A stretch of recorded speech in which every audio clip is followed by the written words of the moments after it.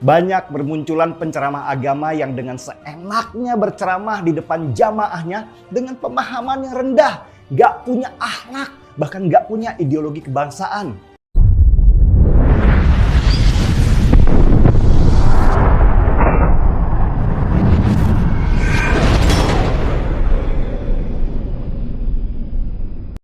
Belum lagi yang mu'alaf seperti Yahya Waloni, Felix Xiao, dan lain-lain yang sama sekali nggak punya background ilmu agama.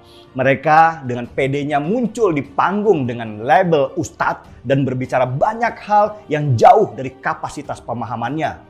Kutipan ayat Al-Quran dan hadis dengan penafsiran yang dangkal inilah yang membuat banyak umat bingung dan pada akhirnya mereka tercekoki oleh pandangan yang salah.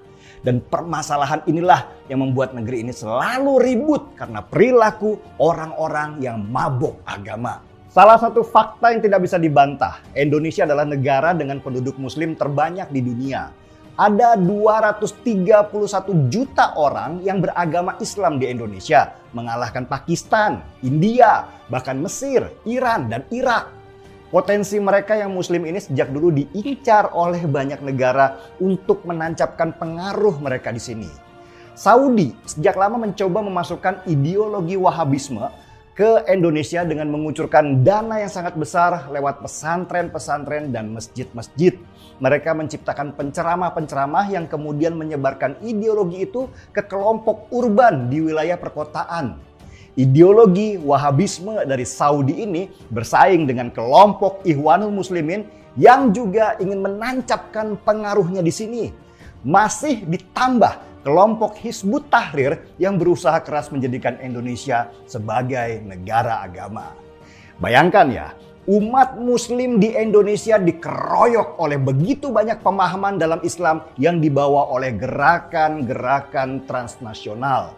Mereka punya prinsip, kuasai umat muslim di sini, maka Anda akan menguasai Indonesia. Untung saja sejak awal kita punya dua ormas Islam besar bernama Nahdlatul Ulama dan Muhammadiyah. NU dan Muhammadiyah sejak awal pendiriannya dibentuk dengan pemahaman agama yang tidak bertentangan dengan nilai ideologi kebangsaan kita, yaitu Pancasila. Bayangkan, seandainya nggak ada ormas besar itu, sudah sejak lama negara ini pecah karena perang saudara. Nggak usahlah kita bicara perang antar agama, bahkan bisa saja terjadi perang sesama agama dengan ideologi dan mazhab yang berbeda, hanya karena mereka berebut pengaruh untuk menguasai umat muslim di Indonesia. Lihat saja di Timur Tengah yang sibuk berperang antar klan, antar mazhab untuk bisa menguasai negara. Meski negeri ini berhasil membendung arus besar ideologi transnasional berbalut agama, tapi serpihan-serpihannya masih terlihat di negeri kita. Banyak bermunculan penceramah agama yang dengan seenaknya berceramah di depan jamaahnya dengan pemahaman yang rendah, gak punya akhlak, bahkan gak punya ideologi kebangsaan. Mereka dengan seenaknya menghina Pancasila sebagai berhala yang harus dihancurkan. Mereka juga membangun permusuhan dengan agama lain lewat penghinaan terhadap simbol-simbol agama mereka. Dan bukan itu saja, mereka juga membangun kekuatan massa untuk memaksakan kehendak supaya orang tunduk pada keinginan mereka atas nama penistaan agama.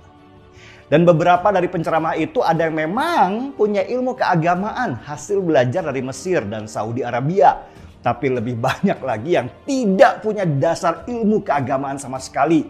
Mereka mengutip sedikit ayat dan hadis, menghafalkannya, lalu membungkus dirinya dengan aksesoris agama, lalu melabeli diri mereka sebagai ustadz.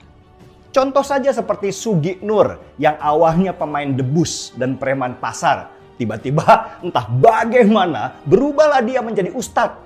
Pemahaman agamanya sedikit banget. Membuat ceramahnya hanya diisi dengan makian-makian yang membuat ceramahnya selalu panas. Belum lagi yang mu'alaf seperti Yahya Waloni, Felix Xiao, dan lain-lain yang sama sekali nggak punya background ilmu agama.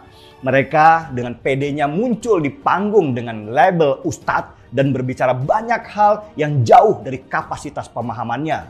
Kutipan ayat Al-Quran dan hadis dengan penafsiran yang dangkal inilah yang membuat banyak umat bingung dan pada akhirnya mereka tercekoki oleh pandangan yang salah.